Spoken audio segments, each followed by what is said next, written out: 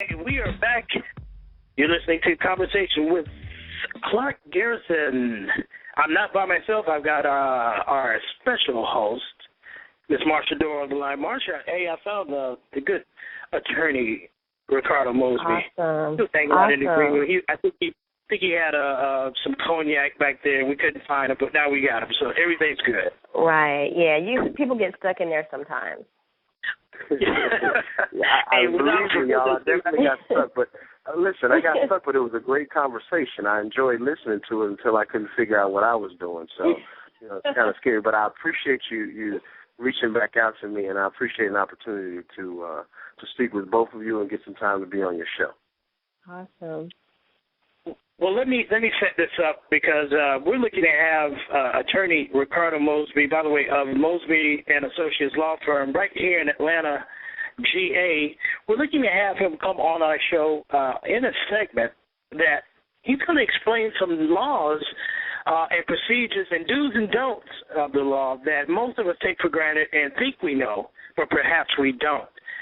So starting this off, I know you wanted to talk a little bit about, which is a great topic because God knows probably everybody on the call and everybody listening to this segment has been a victim of this.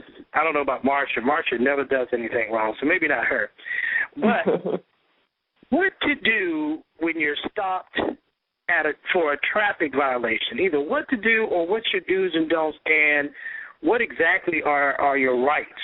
So Ricardo, I'm going to turn it over to you for the next 5-10 minutes and just kind of walk us through some of the things that you know that are common mistakes that people coming to you all the time make. Well, let me start off first by saying, the first thing that you said, Clark, was I think a wonderful segue into this segment in that I'm sure everybody's heard the saying or the credo, ignorance of the law is no excuse. So there's so many things that people don't know that they generally should know as they go through everyday life. For instance, when you talk about traffic, if you are stopped in a speeding stop and the officer says that you were doing X amount of miles over the speed limit, most people don't know that they have the right to ask the officer how it was that they got clocked. And that's important. What was your point that you clocked me from?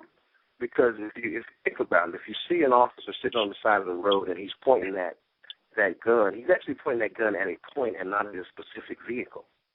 So the question would then be, well, officer, how did you determine that I was the vehicle? And you have, most people don't know they have the right to ask these questions, and you do.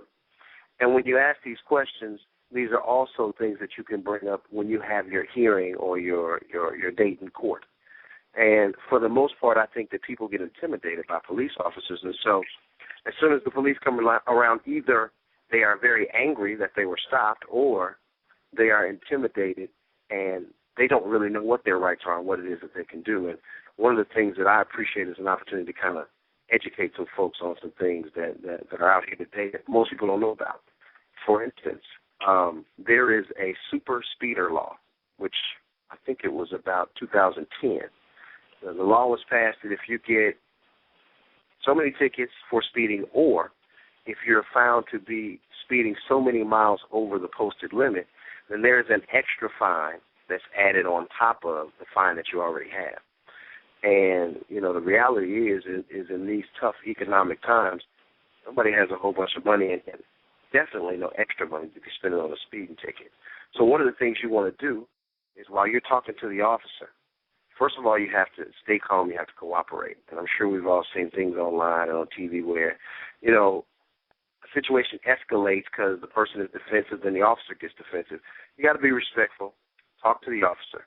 And a lot of times you can get them to give you a ticket for lower than the speed that you're actually going, if you want to go ahead and admit. Now, the first thing that I would say as a lawyer, and any lawyer worth his salt would say to you, you don't want to admit to anything. So I wouldn't admit to anything, and I just take my ticket and wait till I get to talk with somebody who's professional and go to court. But if or sometimes they even offer. The officers will say, well, you were going 30 miles over the speed limit, but I'm going to say you were going 15 or 20.